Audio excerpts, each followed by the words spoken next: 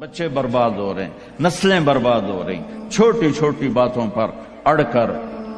ہمارے استاد صاحب تھے مولانا جمشید صاحب، وہ ہمیں بہت زیادہ سبق میں فرماتے تھے، جو ہار مان جائے گا وہی جیت جائے گا۔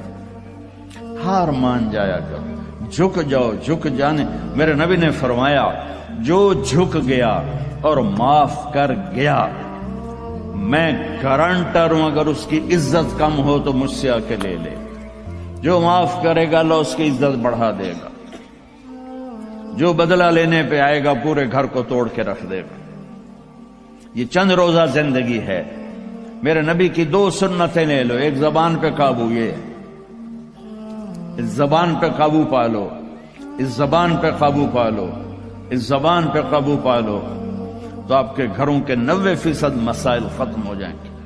اور دل کو سب سے صاف رکھو، اور اپنے ایک دوسرے کا ہاتھ بڑھاؤ، اپنے بچوں کو اپنی دولت سمجھو، ان کو یہاں اچھا مسلمان بنا کے چھوڑو۔